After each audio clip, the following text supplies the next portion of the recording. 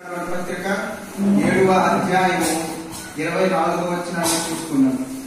సహోదరులారా, ఏ స్థితిలో పిలువబడినో ఆ స్థితిలోనే దేవుడితో సహవాసము కలిగి ఉండవలెను. దేవునికి స్తోత్రం.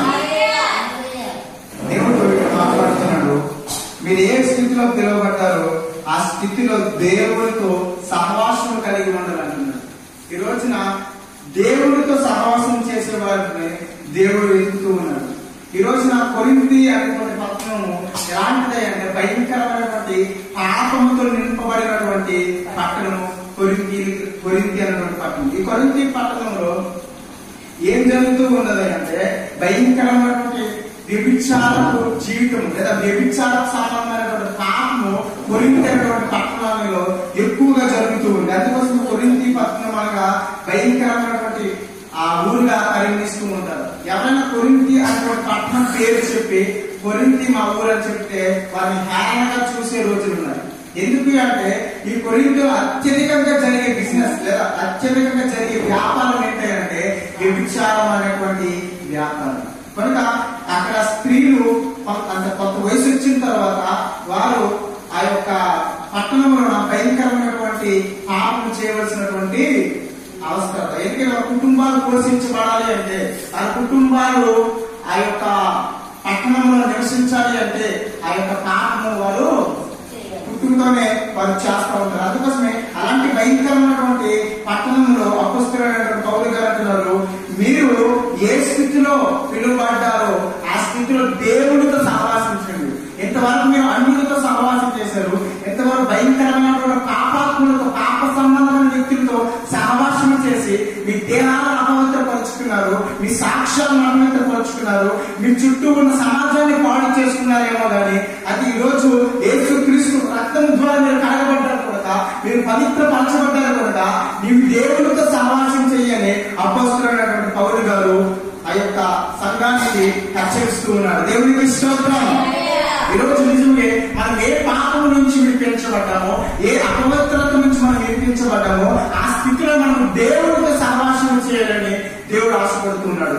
ఈ రోజు మనం ఏ భయంకర పాపం నుంచి విడిపించబడ్డావు కానీ ఆ పాపము జోలికి మరలా పోకూడదని అపొస్తలుడైన పౌలు గారు హెచ్చరిస్తున్నారు. ఆ కొరింథీ పట్టణంలో వారి కుటుంబం పోషించబడాలి అంటే, వారి కుటుంబం ఆదరించబడాలి అంటే వారు తప్పనిసరిగా ఆ వ్యాపారం చేసి ఆ పాపపు వ్యాపారం చేసి వారి కుటుంబాన్ని పోషించుకునేవారు. కనుక వారు మరలా కుటుంబం పోషించుకోవాలంటే మరలా పాపానికి వెళ్ళిపోతారేమో అని అపొస్తలుడైన పౌలు గారు కొరింథీ సంఘాన్ని హెచ్చరిస్తున్నారు. ఒక్కొక్కడు మీరు పాపంలోనే జీవించారు, ఒకప్పుడు మీరు వ్యభిచార జీవితాన్ని జీవించారు. అయితే యేసు ప్రభు ద్వారా మీరు రక్షణ పొందారు కనుక, యేసు ప్రభు రక్తం ద్వారా మీరు కడగబడ్డారు కనుక మరలా మీరు పాపం జోలికి వెళ్ళకూడదని దైవ సేవకుడు హెచ్చరిస్తూ ఉన్నారు. అయితే ఈ రోజు కూడా మనం ఏ స్థితిలో ఉన్నామో, మనము ఏ స్థితిలో యేసు ప్రభుని మనం నమ్ముకున్నామో కానీ యేసు ప్రభుని నమ్ముకున్న తర్వాత దేవుడితో సహవాసం చేయాలి. ఎవరితో సహవాసం చేయాలన్నా దేవుడితో సహవాసం చేయాలి. ఒకవేళ ఆ కొరింథీయులు లేదా ఆ యొక్క సంఘపు విశ్వాసులు దేవుడితో సహవాసం చేయకపోతే మళ్ళా ఎక్కడికి వెళ్ళిపోతారట, మళ్ళా పాపంలోకి ఎక్కడికి వెళ్ళిపోతారేమో, మళ్ళా ఆ మురికి జీవితంలోకి మళ్ళా పాపిష్టి జీవితంలోకి ఎక్కడ దిగజారిపోతారేమో అని పౌలు గారు దేవుడితో సహవాసం చేయడానికి మాట్లాడుతున్నాడు. దేవుడికి స్తోత్రం. ఈ రోజు మనం పాపాన్ని జయించాలంటే, పాపం నుంచి సంపూర్ణ విడుదల పొందాలి అంటే ప్రభువైన యేసుక్రీస్తు వారితో సహవాసం అనుకుంటారు. దేవుడికి స్తోత్రం. కనుక మనము ఏ స్థితిలో ఉన్నామో మనము ఆ స్థితిలోనే ప్రభువుకి మన జీవితాన్ని అప్పగించాలి. ఈ రోజున చాలా మంది దేవుడికి వారి జీవితాన్ని అప్పగించుకోకపోవడంలోనే భయంకరమైన పాపంలో దేవుడికి వ్యతిరేకమైన కార్యాలు చేస్తూ దేవుడికి దూరం అయిపోతున్నారు. ఈ రోజు మనం అలా ఉండకూడదు, ఆ సంఘంలో మనం ఉండకూడదు, కానీ దేవుడికి ఇష్టమైన సంఘముగా, దేవుడికి ఇష్టమైన వాడుగా మనం జీవించాలి. మనం జీవించాలంటే దేవుడితో మనం సహవాసం చేయాలి. దేవుడికి స్తోత్రం. హల్లెలూయా. అంటే ఈ రోజు వాక్యాన్ని అంశము ఏమి చెప్పాలనుకుంటానంటే కట్టబడిన బలిపీఠము. ఒకసారి చెప్పండి. ఈ రోజున కట్టబడిన బలిపీఠం లాంటి జీవితం మనకు కావాలి. దేవుడికి స్తోత్రం. ఆది కాలంలో ఒక వ్యక్తి బలిపీఠాన్ని కట్టడని పరిశుద్ధ గ్రంథంలో తెలియజేస్తున్నాడు. దేవుడికి స్తోత్రం. ఈ రోజున మనం కూడా కొన్ని కట్టాలి. ఏం కట్టాలా? బలిపీఠం కట్టాలి. ఏంట బలిపీఠము ఏంటి దాని కథని మనము వాక్యం ద్వారా కొన్ని మాటలు మనము నేర్చుకోవడానికి ప్రయత్నించేద్దాం. దేవునికి స్తోత్రం. ఆదికాండము 35వ అధ్యాయము 7వ వచనాన్ని చదువుకున్నాడు. అతడు తన సహోదరుని ఎదుట నుండి పారిపోయినప్పుడు దేవుడు అక్కడ అతనికి ప్రత్యక్షమై కనుక అక్కడ బలిపీఠమును కట్టి ఆ చోటుకి 7 బేతేలను పేరు పెట్టిరి. దేవునికి స్తోత్రం. ఎవరు వ్యక్తులంటే యాకోబు, ఇశ్రాయేలీయుగా మార్చబడినటువంటి యాకోబు తన సహోదరుడైన ఏశావు యుద్ధ నుండి పారిపోతున్నటువంటి సందర్భంలో మనందరికి తెలిసిన విషయమే. అతను ఆ యొక్క దేశంలో నుండి పారిపోతూ ఉన్నప్పుడు ఎక్కడికి వచ్చాడు? బేతేలు అనేటువంటి పట్టణంలోకి వచ్చాడు. బేతేలు అనగా దేవుని మందిరం అని అర్థం. దేవునికి స్తోత్రం. దేవుడి సన్నిధికి వచ్చినట్ట. అతను ఆ స్థలానికి వచ్చినప్పుడు నిద్రపోయినప్పుడు అతనికి దేవుడు ప్రత్యక్షమై దేవుడు అతనితో మాట్లాడాడు. నేను నీకు తోడై ఉన్నానని దేవుడు అతనితో మాట్లాడినప్పుడు నీకు వెళ్ళిన ప్రతి స్థలమందు నేను నిన్ను తప్పిస్తాను, నేను నిన్ను కాపాడతాను వాగ్దానం చేసి లాబాను యొక్క ఇంటికి వెళ్ళినప్పుడు అక్కడ దేవుడు అతనికి తోడే ఉండి తను చేస్తున్న ప్రతి పనిలో దేవుడు సహాయం చేస్తూ ఆశీర్వదిస్తూ వచ్చాడు. వచ్చిన తర్వాత ఏం జరిగింది అంటే మళ్ళా వారు దేవుడు చేస్తున్నటువంటి మేలును బట్టి కొంతమంది అసూయ పడుతూ ఉన్నారు, కొంతమంది అసూయ పడుతూ ఉన్నారు. నిజమే కదా, మనం మన జీవితంలో దేవుడు చేస్తున్న మేలును బట్టి, దేవుడు చేస్తున్నటువంటి కార్యాలను బట్టి మన చుట్టూ కొంతమంది మనకి వ్యతిరేకంగా నిలబడే అవకాశాలు ఉంటూ ఉన్నాయి. కనుక ఇదంతా స్టోరీ ఒక దీనిలో మీకు చెప్తాను, అర్థం చేసుకోండి. లాబాను అనేటువంటి వ్యక్తి దగ్గర యాకోబు 20 సంవత్సరములు పొడుగు చేశాడు. ఎన్ని సంవత్సరాలమా? 20 సంవత్సరములు పొడుగు చేస్తూ అతని దగ్గర పని చేస్తూ సేవకునిగా ఉంటూ ఉండగా అనేక మార్లు లాబాను తన యొక్క జీతాన్ని మార్చేసేవాడు. అనేక సార్లు లాబాను తనని తొక్కేస్తూ ఉన్నాడు. మాటలో చెప్తాడంటే తొక్కేస్తూ ఉన్నాడు. ఏంటంటే నాకంటే గొప్పవాడు అయిపోకూడదు, నాకంటే ధనవంతుడు అయిపోకూడదు, నా దగ్గర బానిసగానే ఉండాలని అనుకుంటూ ఉన్నాడు. ఎవరు? లాబాను. నిజంగా లాబాను అలా చేస్తూ ఉన్నప్పుడు యాకోబు చేస్తున్నటువంటి పనిని దేవుడు చూశాడు. యాకోబుకి అతను చేస్తున్నటువంటి మోసాన్ని దేవుడు చూశాడు. ఒకరోజు లాబాను దగ్గరికి యాకోబు వచ్చి నా పిల్లలను నన్ను నా యొక్క తండ్రి ఇంటికి పంపివేయమని లాబానుతో అతను మాట్లాడినప్పుడు లాబాను ఏం చేశాడు అంటే నిన్ను బట్టి దేవుడు నన్ను దీవించాడు, నిన్ను బట్టి నన్ను ఆశీర్వదించాడు, అందుకోసమే నీ శత్రువు చూసి తెలుసుకుంటే కనుక నీకు ఎంత జీతం కావాలో అడుగు, నా దగ్గర జీతం అడిగి నీకు కావాల్సిన జీతం నేను ఇస్తాను, నా దగ్గర నువ్వు మళ్ళా మందరం కాల్చి నా దగ్గర మరలా దాసుడు ఉంది అను ఉండు అను లాబాను మాట్లాడినప్పుడు ఏం జరిగింది అంటే లాబానుతో యాకోబు మాట్లాడుతూ ఒక నిబంధన చేసుకున్నాడు. ఏంటి నిబంధన అంటే నీ మంద యావత్తులో కొన్ని గొర్రె పిల్లలు కొన్ని మేకలు నాకు ఇవ్వు అని నిబంధన చేసుకున్నాడు. ఎలాంటివి ఇవ్వాలి అంటే మచ్చలు కలిగినది, పొడలు కలిగినది, నల్లనివి నాకు ఇవ్వు అని లాబానుతో ఎవరు నిబంధన చేసుకుంటూ ఉన్నారు? యాకోబు నిబంధన చేసుకున్నాడు. యాకోబు నిబంధన చేసుకుంటూ ఉన్నప్పుడు లాబాను ఏమనుకున్నాడు అంటే అతన్ని మోసం చేసి ఉన్నాడు. ఏంటో మోసం అంటే తనకు ఏవైతే ఇస్తారని నిబంధన చేసుకున్నాడో, ఏదైతే యాకోబుకు రావాల్సి ఉన్నాయో అవన్నిటిని ఆ లాబాను ఏం చేశాడు అంటే దొంగతనముగా అవన్నిటిని వేరు చేసి తన కుమారులకు అప్పగించేసి వాటిని దూరంగా దూరంగా తీసుకుని పోయాడు. ఆ మందను ఏ మందను? యాకోబుకు రావాల్సినటువంటి ఆ మందలను అతను ఏం చేశాడు? దొంగతనంగా తీసుకుని అతను తన కుమారులకు అప్పగించడం ద్వారా అతను వేరే ప్రాంతంలోకి మేపుకోవడానికి తీసుకెళ్ళిపోయాడు. అంటే ఆ మంద ఎవరికి రావాల్సిందే అంటే నిజానికి యాకోబుకి రావాల్సింది. యాకోబుకి లాబాను ఏం చేశాడట? మోసం చేస్తూ ఉన్నాడు. అతనికి రావాల్సిన జీతం ఇవ్వడం లేదు, అతనికి రావాల్సిన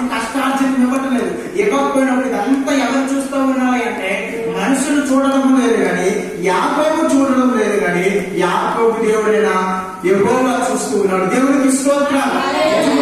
నిన్ను ఎవరైతే మోసం చేస్తూ ఉన్నారు, ఎవరైతే నిన్ను నష్టం చేయాలని చూస్తూ ఉన్నాడు, వారిని దేవుడు చూస్తూ ఉన్నాడు. నీ కలుగుతున్న అవమానాన్ని చూస్తూ ఉన్నాడు, నీ కలుగుతున్న నష్టాన్ని చూస్తూ ఉన్నాడు, నీ ఉన్న సమస్యను దేవుడు చూస్తూ ఉన్నాడు. ఈ రోజు నీ యాకోబుని చూసి దేవుడు ఏమన్నాడంటే, నీకు నీ మామ చేస్తున్నది యావత్తు నిన్ను చూసినానని దేవుడు మాట్లాడాడు. దేవుడు మాట్లాడి అతనికి ఏం చెప్పినాడంటే ఒక ఉపాయం చెప్తా ఉన్నాడు. దేవుడు ఒక ఉపాయం చెప్పినప్పుడు అతను ఏం చేస్తాడంటే, దేవుడు చెప్పినటువంటి మాటను చెప్పిన విధంగా చేయడం మొదలు పెట్టాడు. నిజంగా ఒక్కొక్కసారి మన జీవితంలో దేవుడు ఏదైతే చెప్తాడో, ఏదైతే మనం చేయమని చెప్తాడో దాన్ని జాగ్రత్తగా మనం చేసినప్పుడు దేవుడు దీవెన మనము కొనుక్కుంటాం. కనుక కొన్నిసార్లు మన జీవితంలో ఎందుకు ఆశీర్వాదం రావడం లేదంటే, కొన్నిసార్లు ఎందుకు మన జీవితంలో దీవెన రావడం లేదంటే, కొన్నిసార్లు మనం దేవుడు చెప్పిన విధంగా చేయకపోవడం వల్ల కొన్నిసార్లు మనకు రావాల్సిన దీవెన ఏమైపోతుంది, కోల్పోతున్నాం. అయితే యాకోబు గారు ఏం చేశారంటే, దేవుడు చెప్పిన విధంగా చేసినప్పుడు అతన్ని దేవుడు దీవించినప్పుడు దేవుడు అతను హెచ్చించినప్పుడు, తనకి సమృద్ధి ఇచ్చినప్పుడు, తనకు అభివృద్ధి పరిచినప్పుడు కొంతమంది వ్యక్తులు అతని మీద చూసి అసూయ పడుతూ ఉన్నప్పుడు దేవుడు అంటున్నాడు, నీవున్న స్థలమును విడిచిపెట్టి నువ్వు నేను చెప్పిన స్థలములకు వెళ్ళని దేవుడు అతనితో మాట్లాడినప్పుడు ఆ ప్రయాణంలో అతను ఏం చేస్తాడంటే దేవునికి బలిపీఠం కట్టాడు, దేవునితో సహవాసం చేస్తా ఉన్నాడు. నిజంగా మన జీవితంలో దేవుని దీవెన రావాలన్నా, దేవుని వాగ్దానాలు పొందుకోవాలన్నా మనం ఏం చేయాలి అంటే దేవునితో సహవాసం చేసేవాళ్ళగా ఉండాలి. మనం దేవునితో సహవాసం చేయకపోతే ఈ లోకంలో మనము పడిపోతాం. దేవునితో సహవాసం లేకపోతే మనం దేవునికి దూరం అయిపోతాం. కనుక అలాంటి సందర్భంలో లాబాను యొక్క కుమారులు అనగా యాకోబు యొక్క బావగారు, అంటే బావా మామగారు అవుతారు. అలాంటి వాళ్ళు ఏం చేశారంటే అతని మీద అసూయ పడుతున్నారు. ఎందుకు అసూయ పడుతున్నారు? నిజానికి మోసం చేసిందే వారే, ఆయన ఎదగకుండా చేసింది వారే, వారిని మోసం చేసింది వారే, అన్ని వారే చేస్తూ ఉన్నారు. కానీ దేవుడు మాత్రం అతను దీవిస్తూ ఉంటే నాకంటే గొప్పవాడు ఎదుగుతున్నాడు, నాకంటే ఉన్నతమైన వాడు అయిపోతున్నాడని అసూయ బయలుదేరింది. 31వ అధ్యాయం, ఆదికాండం 31వ అధ్యాయంలో లాబాను కుమారులు మన తండ్రికి కలిగినది యావత్తును యాకోబు తీసుకొని మన తండ్రికి కలిగిన దాని వలన ఈ యావదాస్తి సంపాదించినని చెప్పుకొని మాటలు వినను. మా యాకోబు వినను.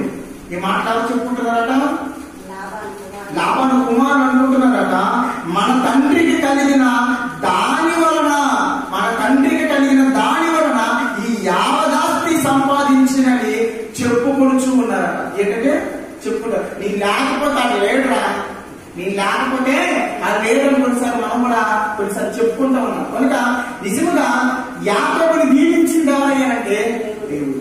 యాకోబుని మీరు మోసం చేశారు, మీరు ఎక్కడో తొక్కి పెట్టేస్తూ ఉన్నప్పుడు దేవుడు అది చూసి నా సేవకుడని యాకోబు ఇలా ఉండకూడదు, యాకోబుడు మంచి స్థితికి వెళ్ళాలి, యాకోబు ఉన్నతమైన వాడిగా ఉండాలని దేవుడు కోరుకొని దేవుడు అతను ఆశీర్వదిస్తూ ఉంటే మీరు అసూయతో ఏమంటున్నారంటే, నేను లేకపోతే లేదా నా తండ్రి లేకపోతే యాకోబు లేడని విధంగా మాట్లాడుతూ ఉన్నప్పుడు అది ఎవరు విన్నారట? యాకోబు విన్నారు. యాకోబు విన్నప్పుడు ఎంత బాధపడుతాడో, ఏంటి నేను వీరి దగ్గర ఇన్ని సంవత్సరాలు నమ్మకమైన పని చేశాను, వీరికి ఏ నష్టం రాకుండా నేను చేశాను. ఇంకా కొన్ని వచ్చిన మనం చూసుకుంటే లాభానికి ఏదైనా నష్టం కలిగితాక ఆ నష్టం ఎవరు పెట్టుకునేవారంటే యాకోబు పెట్టుకునేవాడు.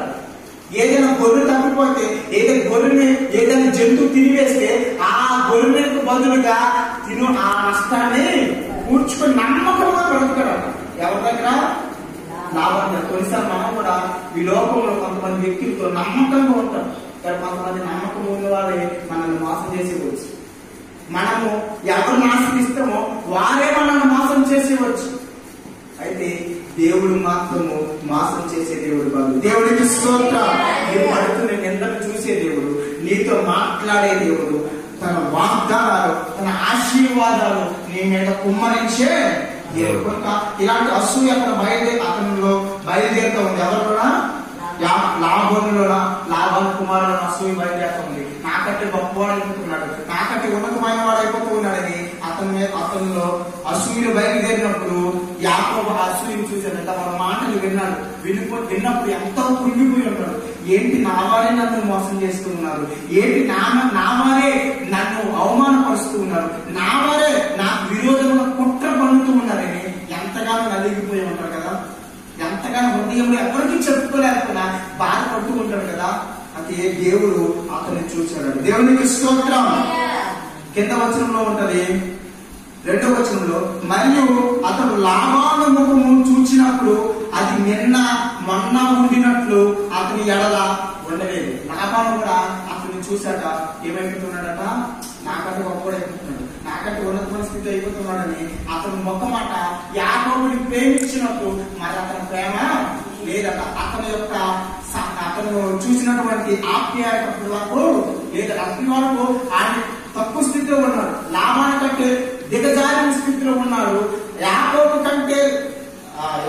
అతని దృష్టికి ఒక పనివాడిగా ఉన్నాడు. అలాంటప్పుడు ప్రేమ కలిగిందట. కానీ అతను ఎప్పుడైతే ఆశీర్వదించబడుతున్నాడో, ఎప్పుడైతే ఉన్నతమైన స్థితికి వెళ్ళిపోతూ ఉన్నాడో అప్పుడాక తన మీద బయలుదేరిందట, అసూయ బయలుదేరింది. నాకంటే గొప్పవాడైపోతున్నాడని అతను అనుకుంటూ ఉన్న పరిస్థితుల్లో 3వ వచనం దేవుడు మాట్లాడుతున్నాడు. అప్పుడు యెహోవా నీ పితరుల దేశమునకు నీ బంధువుల యొద్దకు తిరిగి వెళ్ళుము, నేను నీకు తోడై ఉండేదనని యాకోబుతో చెప్పగా. దేవుడు మాట్లాడుతున్నాడు. ఎక్కడైతే నీకు నష్టం జరుగుతూ ఉందో, ఎక్కడైతే నువ్వు అవమానం పడుతూ ఉన్నావో, ఎక్కడైతే నలిగిన స్థితిలో ఉన్నావో నీతో మాట్లాడే దేవుడు, నీకు ఓదార్పునిచ్చే దేవుడు, నీకు నెమ్మదినిచ్చే దేవుడు. ఇప్పుడు యాకోబు జీవితంలో ఒక కృంగుదల వెళ్ళిపోతున్నప్పుడు, ఒక నిరుత్సాహం అతను వెళ్ళిపోతున్నప్పుడు దేవుడు అతనితో మాట్లాడాడు. అతనికి జరుగుతున్న అన్యాయం బట్టి దేవుడు అతను మాట్లాడుతున్నాడు. అతనికి కలుగుతున్నటువంటి శ్రమను బట్టి అతను దేవుడు అతనితో మాట్లాడినప్పుడు నీ వెళ్ళు, ఎక్కడికి వెళ్ళాలట, నీ యొక్క దేశమునకు వెళ్ళు, నీ పితరుల దేశమునకు వెళ్ళు, నీ బంధువుల ఎదుకు వెళ్ళు, నేను నీకు తోడే ఉంటానని దేవుడు వాగ్దానం చేస్తాడు. అసలు యాకోబు అక్కడికి ఎందుకు వెళ్ళాడు? 3 minutes. యాకోబు అసలు ఎందుకు వెళ్ళాడు అంటే, ఎందుకు వెళ్ళాడు? యాషావు తరుణుడు చేత, తన సహోదరులైన యాషావుని పక్కపట్టుడి చేత అక్కడ నుండి అతను మరలా అక్కడ శత్రువు అక్కడ ఉన్నాడు. ఆ శత్రువు అక్కడ ఉంటూ ఉండగా నన్ను దేవుడు ఎలా పంపిస్తూ ఉన్నాడని మనసులో అనేకమైన ఆలోచనలు వచ్చాయి, మనసులో అనేక తలంపులు వచ్చాయి. అయితే దేవుడు చెప్పాడు కదా, నేను ప్రయాణం చేస్తానని విశ్వాసంతో తను ప్రయాణం చేస్తూ ఉన్నాడు. ఎక్కడికి? తన తండ్రి యొక్క ఇంటికి ప్రయాణం చేస్తూ ఉన్నప్పుడు దేవుడు అతనికి ఎంతగానో తోడే ఉన్నాడు. నిజంగా దేవుడు మనకి చెప్పినప్పుడు మనకు కష్టమైనా, మనకి ఇబ్బంది అయినా, మనకి సమస్య అయినా కూడా దేవుడు చెప్పాడు, నీ మాట చొప్పున నేను చేస్తానంటే దేవుడు మన పక్షాన అనేకమైన ఉన్నత కార్యాలు చేయడానికి దేవుడు సామర్థ్యం కలిగిన వాడు. దేవునికి స్తోత్రం. అయితే దేవుడు చెప్పినటువంటి దాన్ని యాకోబు చేస్తూ ఉన్నాడు. చేస్తూ ఉన్నప్పుడు నేను అనుకుంటా ఉన్నాను, అతనికి కొంత ఆస్తి పెరిగిన తర్వాత, కొంత ఉన్నతమైన స్థితి వచ్చిన తర్వాత దేవుడిని అతను నిర్లక్ష్యం పెట్టి ఉంటాడా లేదా అనేటువంటి కొన్ని సందేహాలు మనకు కనిపిస్తూ ఉంటాయి. కొన్నిసార్లు మన జీవితంలో కూడా అంతే కదా. కొన్నిసార్లు మనకి ఒక స్థితి వచ్చినప్పుడు, ఒక ఆశీర్వాదం వచ్చినప్పుడు మనకి కొన్నిసార్లు దేవుని విడిచిపెట్టే ఆలోచన కొన్నిసార్లు మనకి వస్తూ ఉంటాయి. అయితే యాకోబుకి ఏం చెప్పలేదు అంటే, నీ పితరుల దేశమునికి నీ బంధువుల యొద్దకు వెళ్ళమని చెప్పినప్పుడు అతను వెళ్ళలేదు. దేవునికి స్తోత్రం. కనుక మనము దేవునితో సహవాసం చేయాలని దేవుడు ఆశపడుతున్నాడు. కొరింథీయుల రాసిన పత్రికలో మనం చదివాం కదా, ఏ స్థితిలో నీకు పిలవడమో ఆ స్థితిలో దేవునికి సహవాసం కలిగి ఉండాలి, దేవునితో వంట కట్టబడ్డారని దేవుడు మాట్లాడుతూ ఉన్నప్పుడు అతను దేవుడికి సహవాసము లేని స్థితిలో సహవాసం ఉండాలి. కానీ కొంత స్థితి వచ్చిన తర్వాత ఆ సహవాసము కొద్దిగా ఏమైతుందట, ఎరగబట్టిందట. కనుక ఆ వచనాన్ని మనం చూద్దాం. 33వ అధ్యాయము. దేవుడు అంటే తన దాసుల కొరకు, తన జంతువుల కొరకు పాటలు వేసుకుంటూ స్థిరపడుతులు అంటున్నాడు. కొన్ని మాటలు చూద్దామా? 33వ అధ్యాయము 17వ వచనం చూసుకుంటే, అప్పుడు యాకోబు సుక్కోతుకు ప్రయాణమై పోయి తన కొరకు ఇల్లు కట్టించుకొని తన పశువులకు పాకలు వేయించును. అందుచేత ఆ చోటికి సుక్కోతు అను పేరు పెట్టబడెను. అట్లు యాకోబు పద్నారాములో నుండి వచ్చిన తర్వాత కనాను దేశములో ఉన్న షెకెము ఊరికి సురక్షితముగా వచ్చి ఆ ఊరి ముందర తన గుడారములు వేసాడు అన్నట్టు మాట ఉంది. నిజంగా కొంత స్థాయి వచ్చిన తర్వాత దేవుడి మాటలు మనం ఏం చేస్తాము, పెడచేలు పెట్టేస్తాం. కనుక ఇతని జీవితంలో ఏం జరిగిందంటే దేవుడితో సహవాసం కొద్దిగా సన్నగిల్లిందని చెప్పాలి. ఏమైందట, అంతకు ముందు వచ్చిన మనం చూసుకుంటే దేవుడు అతనితో మాట్లాడినట్టు మనకు కనిపిస్తూ ఉన్నది. దేవుడు అతనికి సహాయం చేసినట్టు కనిపిస్తుంది. ఇంకా తన శత్రువు అయినటువంటి లేదా తనను చంప చూస్తున్నటువంటి తన సహోదరుని చేతుల నుండి దేవుడు వినిపించినట్టుగా కనిపిస్తూ ఉంది. అయితే ఇవన్నీ జరుగుతూ ఉన్నప్పుడు అతని కష్టాలన్నీ తీరిపోయినప్పుడు, అతనికి సమస్యలన్నీ తీరిపోయినప్పుడు అతను ఎందుకో కొద్దిగా విశ్వాసంలో సహవాసంలో కొద్దిగా సన్నగిలినట్టు మనకు కనిపిస్తూ ఉన్నది. అదంతా జరిగిపోయిన తర్వాత ఇక మన దేవుడితో సహవాసం సరిగ్గా లేదని చెప్పాలి. ఎందుకంటే అతను కలిగి ఉన్న సమృద్ధిని బట్టి తను స్థిరపడిపోవాలనుకున్నాడు. కొన్నిసార్లు దేవుడు విడిచి మనం స్థిరపడిపోవాలనుకుంటే కొన్నిసార్లు మన జీవితంలో నష్టం కలుగుతూ ఉంది. కనుక అతని జీవితంలో కొన్ని సహవాసానికి దూరం అవుతూ ఉన్నప్పుడు దేవుడి దృష్టికి ఇంకా విధేయుడై ఉండవలసినటువంటి యాకోబు తన సొంత కొన్నిసార్లు మనం దేవుడి చిత్త ప్రకారంగా నడకపోతే, కొన్నిసార్లు మనం దేవుడి ప్రేరేపించే నష్టాలు కలుగుతూ ఉంటాయి, మన జీవితంలో శ్రమలు కలుగుతూ ఉంటాయి. ఈయన ఆ దేశపు కుమార్తెలను చూడవెళ్ళారు. ఆ దేశము నేలిన దివ్యుడైన హమోరు కుమారులకు షెకెము ఆమెను చూచి ఆమెను పట్టుకొని ఆమెతో శైలించి ఆమెను అవమానపరిచెను. ఈ రోజున ఒక కుటుంబ యజమాని కుటుంబం కొరకు సహవాసం చేయకు, దేవునితో సహవాసం చేయకు, కుటుంబ క్షేమం విషయమై ప్రార్థన చేయకపోతే, కుటుంబ క్షేమం విషయమై దేవునితో సహవాసం లేకపోతే మన కుటుంబం ఏమైపోతుంది, సాతాను చేతికి చిక్కబడుతుంది. కనుక ఎక్కడేం జరిగిందంటే దేవుడి సంరక్షణ లేకపోవడం వల్ల, దేవుడు వారి కుటుంబాన్ని కాయకపోవడం వల్ల ఎలాంటి అనార్థం జరిగిందంటే యాకోబుకు ఉన్నటువంటి ఒక్కగానొక్క కుమార్తెను అన్యుడైనటువంటి ఒక హిబ్రీయుడైనటువంటి గోత్రీకుల నుంచి ఒక వ్యక్తి ఆమె కుమార్తెను ఏం చేశారట, పాడు చేస్తారు. ఈ రోజున కొన్నిసార్లు మన జీవితంలో సాతానుడు భయంకరంగా విజృంభిస్తూ ఉన్నట్టే మన జీవితాన్ని పాడు చేస్తూ ఉన్నాడు. అంటే మనం దేవుడితో సహవాసం లేకపోవడం వల్ల, మన ప్రార్థన ప్రాకారం చుట్టూ లేకపోవడం వల్ల సాతాను మన జీవితంలోకి వచ్చి కొన్నిసార్లు అవమానకరమైనటువంటి పరిస్థితులు మన జీవితంలోకి చోటు చేసుకుంటాం. కనుక ఈ రోజున యాకోబు ఎలాగైతే దేవుడు బలిపీఠం కట్టారో ఈ రోజున ప్రార్థన అనేటువంటి బలిపీఠము మన జీవితంలో కట్టబడాలి. రెండోదిగా ఏం జరిగింది అంటే, ఒకటి దేవుడితో సహవాసం కోల్పోవడం వల్ల వారి కుటుంబానికి అవమానం వచ్చింది. ఏమొచ్చిందట, అవమానం. మన జీవితంలో అవమానాలు ఎందుకు వస్తామంటే దేవుడితో సత్సంబంధం లేకపోవడం వల్ల కొన్నిసార్లు మన జీవితంలో అవమానం చోటు చేసుకుంటుంది. మళ్ళా రెండోది ఏం జరిగింది అంటే వారు నరహంతకులు అయిపోయారు. ఏమైపోయారట, నరహంతకులు అయిపోయారు. 25వ వచనం చూసుకుందాం.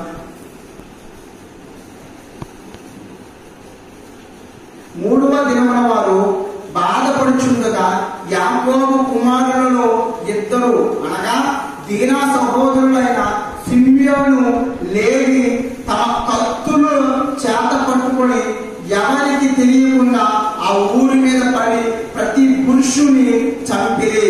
వారు హామోను కుమారును అతని కుమారుడైన షెకెమును కత్తి వాత చేత చంపి షెకెము ఇంట నుండి దీనాను తీసుకుని వెళ్ళిపోయి. అప్పుడు తప్పు చేసిన తర్వాత వారు సమాధానం పడ్డారు. ఎవరితోని, యాకోబు కుటుంబస్తులతో సమాధానం పడిన తర్వాత వారి సున్నత గురించి వారు కొన్ని మాట్లాడిన తర్వాత వారు అందరూ సున్నతి పొందడానికి ఇష్టపడ్డారు. ఇష్టపడిన తర్వాత కూడా వీరేం చేస్తారంటే పగపెట్టుకున్నారు. నా చెల్లెలు లేదా నా సోదరుడు ఎలాగైనా నేను పగ సాధించుకోవాలనే తత్వం వాళ్ళకి బయలుదేరిపోయి వారు ఏం చేశారంటే షెకెము అనేటువంటి ఊరిలో ఎంతమంది కట్టారు. ఈ రోజున హృదయమైన బలిపీఠం కట్టడానికి ఇష్టపడుతూ ఉన్నాము. మనము అన్ని చేయడానికి ఇష్టపడుతున్నాము. దేవుడికి కానుక వలన ఇస్తూ ఉన్నాము. దేవుడికి సాయం వలన ఇవ్వాలనుకుంటూ ఉన్నామేమో కానీ దేవుడికి ఏదైనా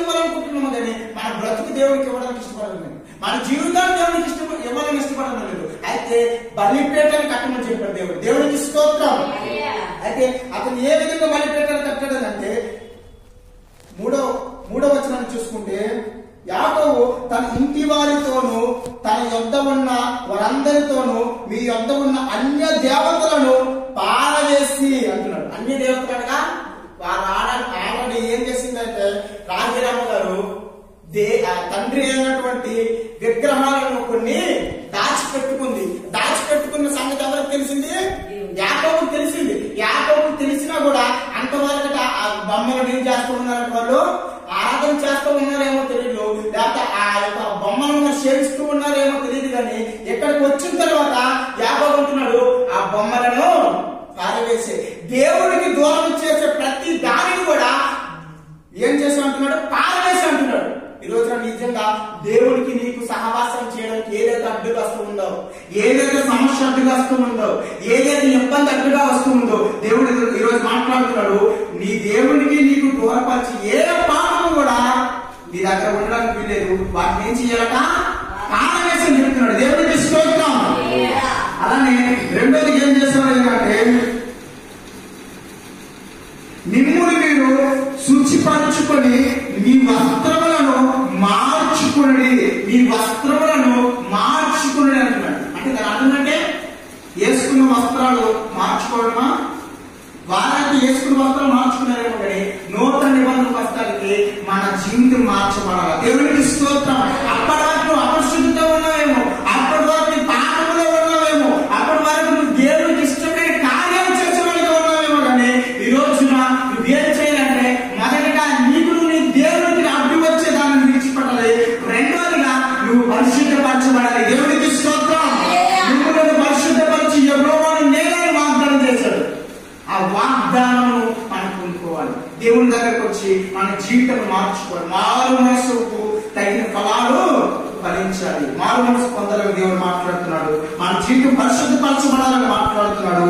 మూడోదిగా ఏం చేయాలంటే, మనము లేచి బేతేలుకు వెళ్ళుదాము. ఎక్కడికి వెళ్ళాలట? బేతేలనగా దేవుని మందిరానికి వెళ్ళాలి. ఈ రోజున మన మందిరానికి వెళ్ళాలంటే చాలా మందికి ఏమైపోతా ఉంది? కష్టమైపోతా ఉంది. దూరం అయితే వెళ్ళడం లేదు. కొన్నిసార్లు గంటల వాక్యం చెప్తారు, లేకపోతే గంటల ఆరాధన జరుగుతుందని కొన్ని సంఘాలు వెళ్ళడం లేదు. ఈ రోజు మనం అనుకోవద్దు. దేవుని సన్నిధికి ఎలా వెళ్ళాలట? సంతోషంతో వెళ్ళాలి.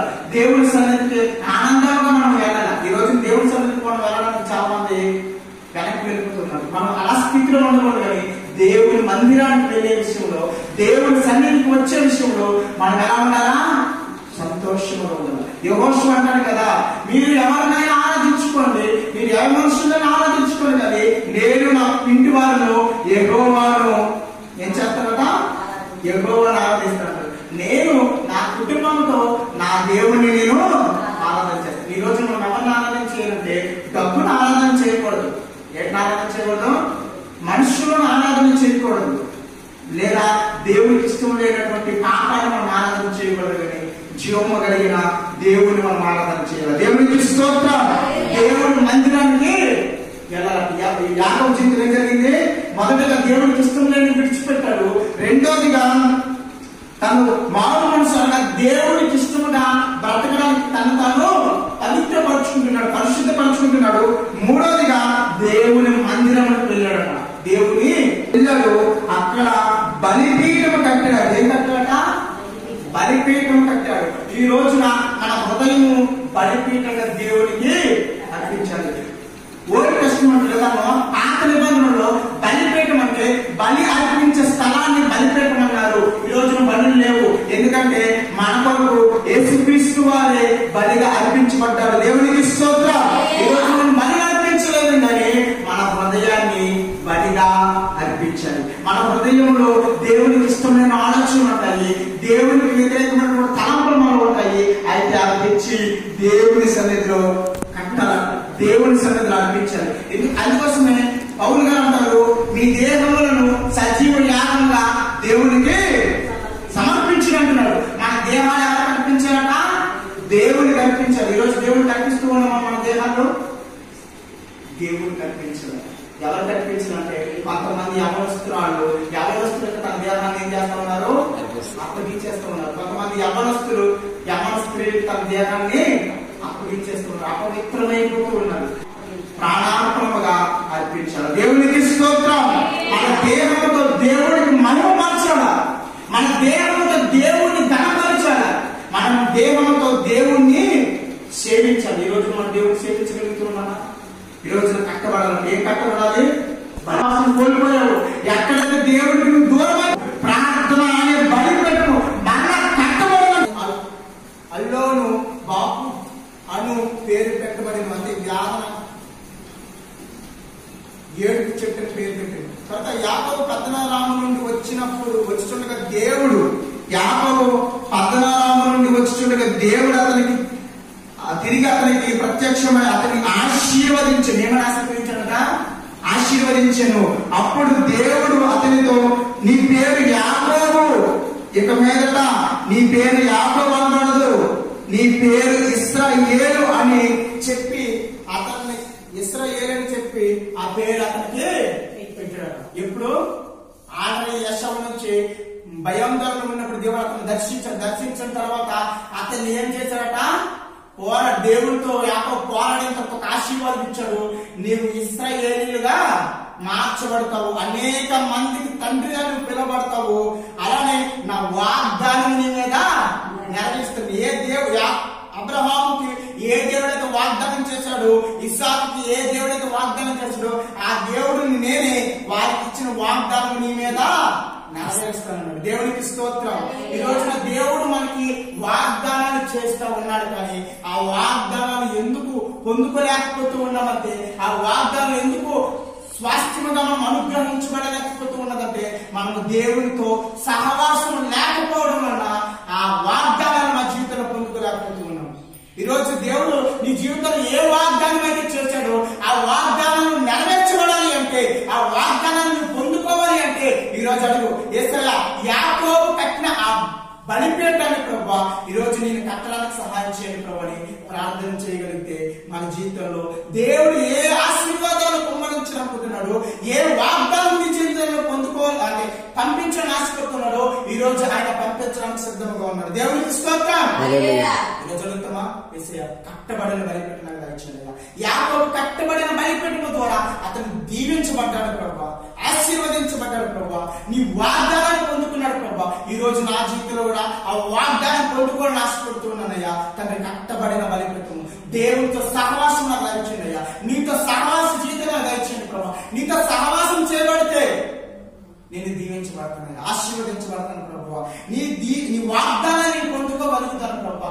ఒకవేళ నీతో సహవాసం చేయకపోతే నా జీవితంలో అవమానం వచ్చేది ప్రభా, నా జీవితంలో నరహంతకులుగా నేను మిగిలిపోతాను ప్రభా, నా జీవితంలో భయంకరమైన భయాన్ని చోటు చేసుకుంటూ ఉంటాను ప్రభా. కనుక యాకోబు జీవితంలో కలిగినటువంటి ఆ సమస్యలు ప్రభా, యాకోబు జీవితంలో ఎదురైనటువంటి ఆ సంఘటనలు ప్రభా నా జీవితంలో రాకుండా ఉండాలి అంటే ప్రభా నీతో సహవాసం చేసే కట్టబడిన బలిపీఠం నాకు దయచేయండి ప్రభని తలలో వచ్చి చిన్న ప్రార్థన చేసుకుందాం. అందరం మోకరించుదాం. యేసయ్యా